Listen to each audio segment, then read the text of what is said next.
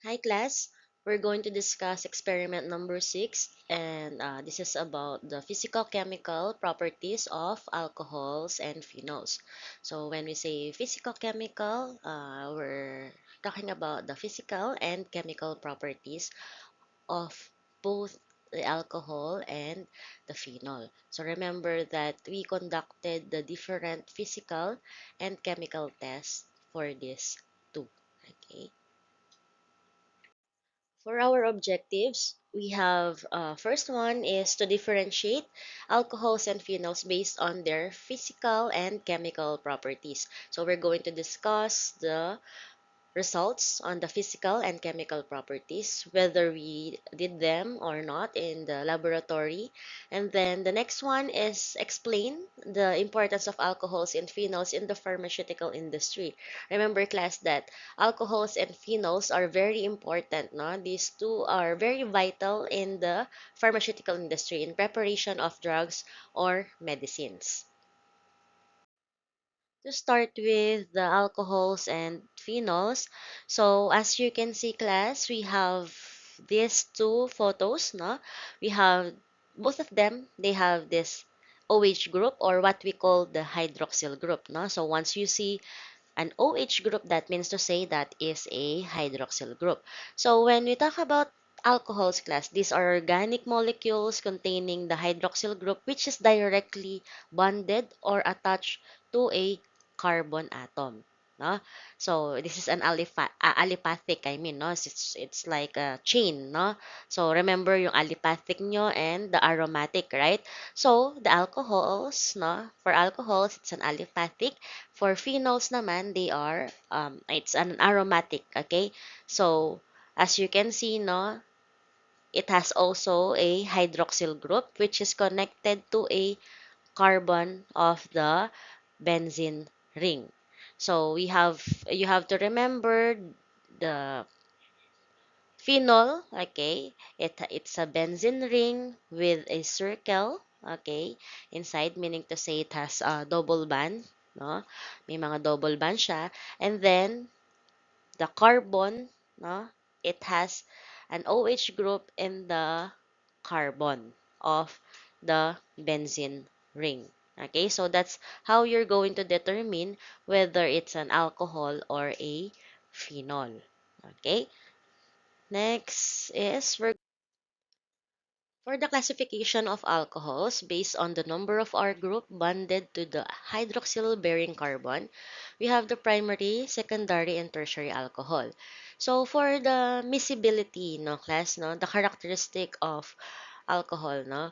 So when it comes to the alkyl group or the radical or the R group, no, it is actually hydrophobic in nature, no? But when it comes to the OH, no, or the hydroxyl group, it is hydrophilic in nature. So again, I know you already this one, but when we say hydrophilic, it's water-loving. Hydrophobic is water-fearing. So for the primary alcohol, it has one R group bonded to the carbon, no, bearing the hydroxyl group. So it only has one R group. So meaning to say, meron siyang, it has one R group, and then the secondary has two R group, tertiary has three R group. So meaning to say, it only has a very little amount of alkyl group. No? The chain of R group is very little. That's why even if the R group is hydrophobic, they are still considered miscible with water. This is for the primary, secondary, and tertiary alcohol. Because nga, the R group is very little, na, very small lang, so it is still miscible with the water or the hydroxyl group because hydroxyl is hydrophilic.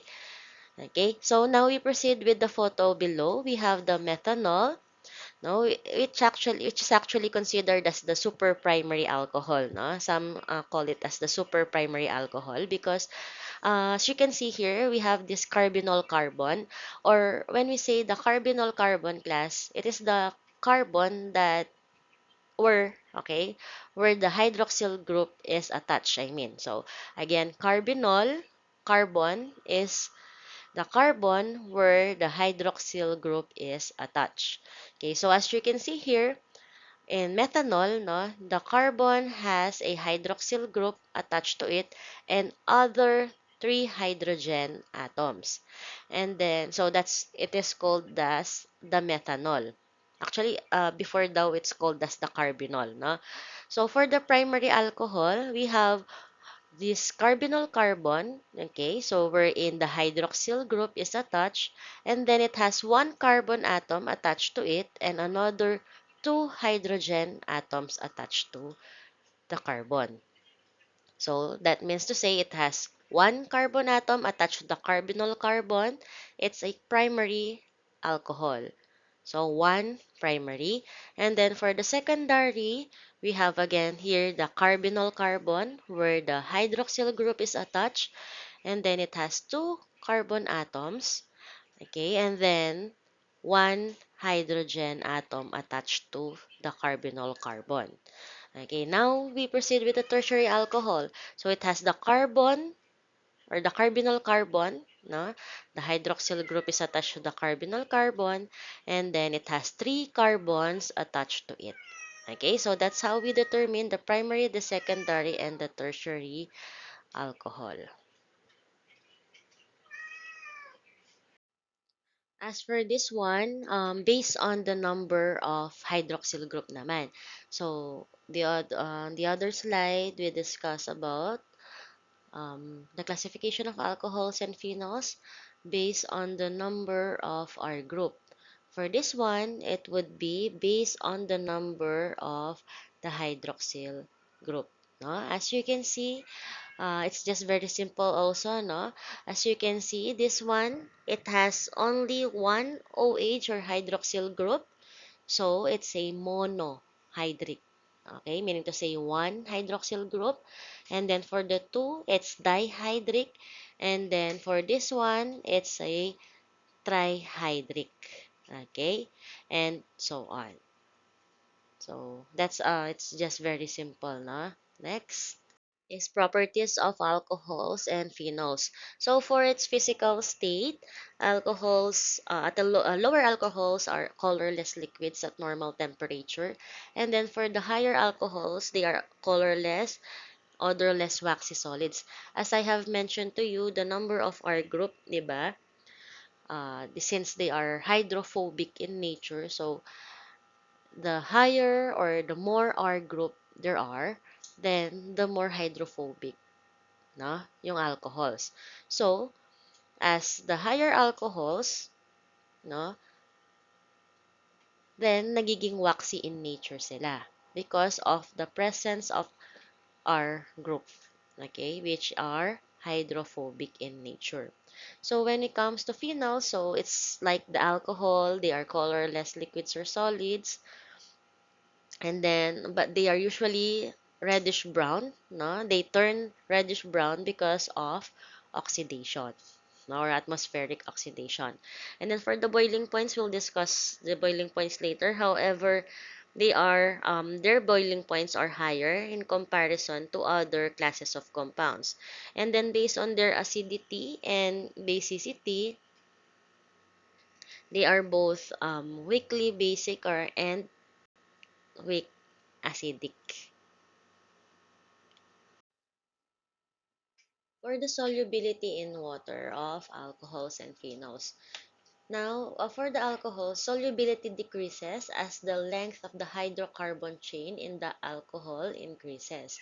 So, remember that what I have mentioned, no, for the R, no, R group and the hydroxyl group. So, remember that hydroxyl group has it's hydrophilic, I mean, because it is polar and water is also polar. So, the solubility of ethanol or alcohol, no, is, syempre, it's miscible with water. Okay, so again, for the solubility, decreases as the length of the hydrocarbon chain in the alcohol increases. As I have mentioned, the lesser the R group is, the more soluble. However, if it has more R group, then it would be less miscible because R or the R or the alkyl group is hydrophobic, no?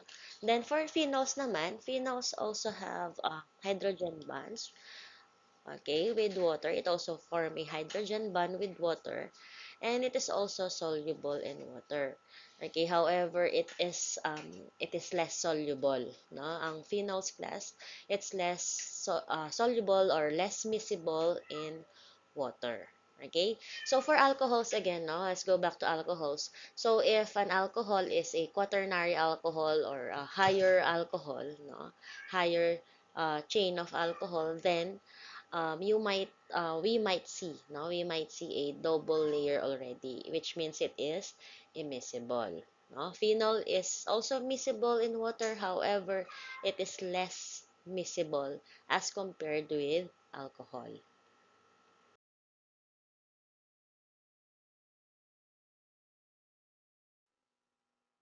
For the first chemical test, we have the cerric nitrate test.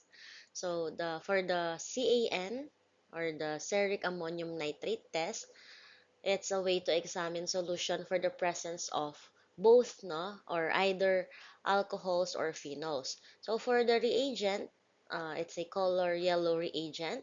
So it's CAN or cerric ammonium nitrate solution. For the positive result, there would be a formation, no, of red or brown color, which means there's a positive, okay, positive test siya for both alcohols and phenols. But for alcohols class, it's more on color red, but as compared with phenol, it is a deeper red or brownish in color already. Okay? So, pag negative naman, as you can see, it will remain as yellow. That's why class, no, remember, no, keep this in mind that when performing experiments, you need to have a negative control or a blank, sabi nila, no? Because this is to compare, no? To know whether there's a change in color of your sample. So that you'll be reminded that, for example, as for this one, no? You have a cerric ammonium nitrate solution. It's color yellow. And then another test tube, that's test tube number 1. And then another test tube for CAN also, or cerric ammonium nitrate solution with alcohol. Okay, test tube number 3, cerric ammonium nitrate solution with phenol. Okay, so that you can compare it with the control or the blank control, or sometimes we call it as the negative control. Okay. For this chemical test, we have Lucas test. Lucas test is used class to distinguish primary, secondary, and tertiary alcohols. So it's not applicable for phenols, no? Because phenols or the hydroxyl group of phenol is attached to a benzene ring. So this one is just to distinguish the alcohols. Now for the Lucas reagent, no, we have the zinc chloride in concentrated hydrochloric acid. So for the positive result should be white cloudy, or the solution should be turbid. No? Primary alcohols do not react, no, totally with this. So if it's a primary alcohol, then you'll see a clear liquid. For secondary, it will appear after 5 to 10 minutes. But for tertiary, it will appear immediately, or nagiging cloudy siya immediately. It will become cloudy immediately. So this is because of the hydroxyl group, which will be converted to a chloro group. So the primary alcohol class would not react with the Lucas reagent because it is unstable, no? Because it lacks hydroxyl group. However, the tertiary alcohol, of course, because it is a very stable, okay, and also it has the hydroxyl, most hydroxyl group, no? So it will instantly react with the Lucas reagent. Okay, that's why it will have a instant or immediate cloudy color or solution, I mean. For secondary, since it's slightly stable, no, nasa middle, siya, it's in the middle, that's why the cloudy or turbid solution, okay, or the solution will turn to cloudy or turbid solution in 5 to 10 minutes because it will take time to react. Okay? Now we proceed with the chromic acid test, or also known as Jones test. So class, this test is a test only for primary and secondary alcohol. So remember that chromic acid is a strong oxidizing agent. So for the reagent that is used in chromic acid test, it is made up of acetone and 10% chromic acid solution. As mentioned, chromic acid is a strong oxidizing agent. So for the positive result, there is disappearance of the red-orange color, no, of the chromic acid, and the formation of a blue-green color of the chromium ion. Okay, this is indicated as a positive result or positive test. No? So for the chromic acid test class, it is again, as I have mentioned, it is only a test for primary and secondary alcohols, because for the primary alcohols class, it has upon oxidation, no, it will become an aldehyde. Okay, yung primary alcohol, and then after aldehyde, no, it will further oxidize to carboxylic acid. So it has two steps, no, yung primary alcohols or the oxidation of primary alcohols using chromic acid. However, for the secondary alcohol class, it has one step only, or upon oxidation, no, upon oxidation of secondary alcohols, it will become a ketone, which is not uh, it cannot be hydrolyzed anymore. I mean, okay, so the end result for secondary alcohol upon oxidation is it will become a ketone. So why is it not used for tertiary alcohols? So because tertiary alcohols class, remember the structure of a tertiary alcohol, no?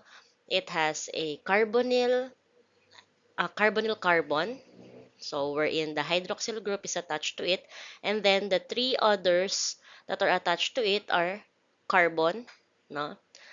There is no hydrogen directly attached to the carbonyl carbon, no? That's why it cannot be oxidized anymore, okay? Because remember class, during the oxidation, hydrogen is required. Okay, so that's why chromic acid test is only for primary and secondary alcohol. Okay. Now we proceed with the iodoform test. So iodoform test is a test class for secondary alcohols which have a methyl group on the alcohol carbon. As you can see in the photo, it has a structure now wherein the carbonyl carbon has where the hydroxyl group is attached, and then it has a carbon which has three hydrogen atoms, or it's a methyl group, and then the other two hydrogen, no, are attached to it, or the other one is might be an alkyl group. Okay, so the reagent used here is iodine and sodium hydroxide. So for the positive result, as you can see in the middle photo, no, the test tube is a yellowish turbid solution. So there is formation of a yellow precipitate there, no? It's a canary yellow. So as you can see, it's yellowish in color. However, we cannot just see the yellow precipitate. However, in real life, no, you can see the precipitate at the bottom of the test tube. So for iodoform test class, since it is used, no, for secondary alcohols, so for primary alcohols, we have an exemption, no. Ethyl alcohol or ethanol is an exemption because once the ethyl alcohol class is oxidized, okay, it forms a compound that matches the structure of the secondary alcohols. So that's why it has a positive result with iodoform test. So that's an exemption for primary alcohols. Then for tertiary alcohols, it doesn't have any reaction, no, because of the absence of hydrogen. Remember that the tertiary alcohols, no, do not have a hydrogen attached to the carbonyl carbon. So that's why it doesn't have any reaction. So it cannot be further oxidized. For the ferric chloride test, so this one is a test for phenol. whether it's present or not, no? So for example, in a given solution, you're not sure if it has a phenol, so you need to perform a ferric chloride test. So for the reagent used, it's a ferric chloride solution. So for the positive result, no, it might be a violet or purple, no. It can also be a green, blue, or red. So this depends on the type of phenol. Okay, so when phenols class, remember that when phenols react with neutral ferric chloride, so usually they are purple in color or violet in color. So meaning to say, no, again, these are, it may vary, no, depending on the nature of the phenols. So for example, no, for allopathic, for example, no, allopathic alcohol. So they do not react and there is no color change, no, if it is tested with alcohol. Okay, but then phenols, no, because they contain the aromatic, no, aromatic benzene ring, as we have mentioned from the start of our discussion. So it has a benzene ring, which has an OH group or a hydroxyl group. It forms a complex, no, with the ferric ion or the ferric chloride. Because the ferric chloride solution has a ferric ion, then it results to different colors. No? So again, if any change in color class, if there's any change in color, it is already considered as a positive result. So one example class, no, is the resorcinol. So resorcinol class is a phenolic compound, no, which is usually found in products that are used for the skin. So usually yung mga dermatological products, or sometimes the antiseptic, no, they are used as antiseptic, I mean, no, it gives usually a positive result, no, with the ferric chloride test, which is usually color purple or violet. Okay, so ferric chloride, no, just to sum it up, so ferric chloride is a test, no, or it's a simple way, no, to determine whether it's a phenol or it's an alcohol. So again, if it's an alcohol, since it's an allopathic, for example, allopathic alcohol, so no reaction at all. But if it's a phenol, then there would be any change in color. So because any change in color will result, or that means that it is a positive result, no? Only phenols class now will give another color or will interact with the ferric ion that is present in the ferric chloride solution.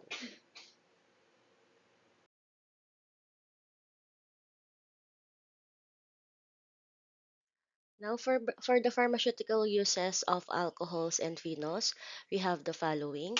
So, for the methanol class, it is used as an antifreeze agent. It can also be used as industrial solvent and the starting material for the production of formaldehyde and acetic acid. And then we have here ethanol, which is the universal solvent, no? It is used as a topical anti-infective and as well as antidote, no, for ethylene glycol or methanol overdose. It can also be used to make alcoholic beverages. So we have wine, beer, and liquor. So for the wine, no, we have actually this lambanog. If you have heard of this, no, it's a coconut wine. It's usually produced here sa Philippines, na usually in the southern part.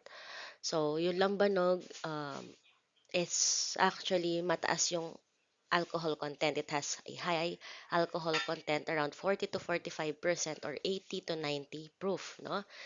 However, there are some instances, class, that there were reported poisoning, no? Ang dami actually, no? There were a lot of people who died because of the ingestion of lambanog. But this is not because of the ethanol, no, class, but it's because of methanol, no? Remember that methanol is toxic for the body, because once it is ingested, no, the formal it will be converted to formaldehyde.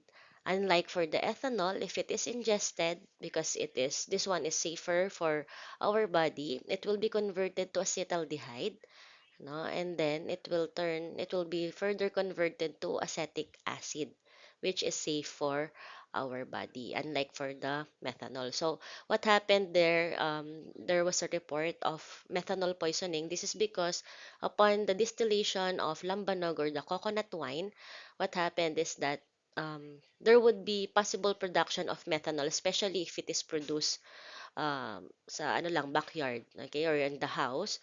So, if it is not properly prepared, there is a tendency that there would be production of methanol in the first distillation of the lambanog, or the coconut wine. Okay, so now we proceed with the isopropyl alcohol. So, I know you have we encountered this a lot of times now, but then it is actually used as an industrial solvent also, and there, rubbing alcohol. And then for the glycerol, it is used to make nitroglycerin, no, in larger amount. It is also used as a solvent, moisturizing agent, plasticizer, antifreeze, and water-soluble lubricant. And then, as for yan, alcohols in various forms are, of course, used as antiseptic and disinfectant. I know that you're familiar with the difference of antiseptic and disinfectant, but we're just going to review. So, when we say antiseptic, it is used for human being, no, or um, living organisms. However, for disinfectants, it is used for inanimate objects. So for phenols naman, it is usually used, no? Phenol is a general disinfectant found in coal tar. And then another important note for phenol class is that if it is combined with formaldehyde, no, phenol plus formaldehyde, it will form plastic, no, or a polymer, or what we call the bakelite. If you have heard of that, no, it was designed in the year 1907 by Leo Baekeland. So this is a very sturdy plastic, no, that doesn't dissolve even with if it is exposed with heat, no, like yung mga ano natin, yung mga socket, no, yung handle of our cooking wares, no. If you notice, no, they don't easily dissolve in heat, no, they won't dissolve in heat because of its phenol and formaldehyde. This was it is called a bakelite, na, Bakelite, bakelite, na. It was formulated by Leo Baekeland, na. So that's a polymer, or a plastic that doesn't easily dissolve in heat, no, with the aid of heat. Okay, so now we proceed with the 4-hexyl resorcinol. So this one is used for the preparation of antiseptic gargles, throat spray, and lozenges. And then for the methyl salicylate, this one is used, no, as a flavoring agent. This one is extracted from the oil of wintergreen. And then, I'm sure you have studied this in your pharmacognosy, no? And then, urushiol are the allergenic constituents of the poison oak and poison ivy. And then, it also serves as an intermediate industrial synthesis of products such as adhesives and antiseptic. Okay, so that's all for our discussion of alcohols and phenols. So, thank you for listening.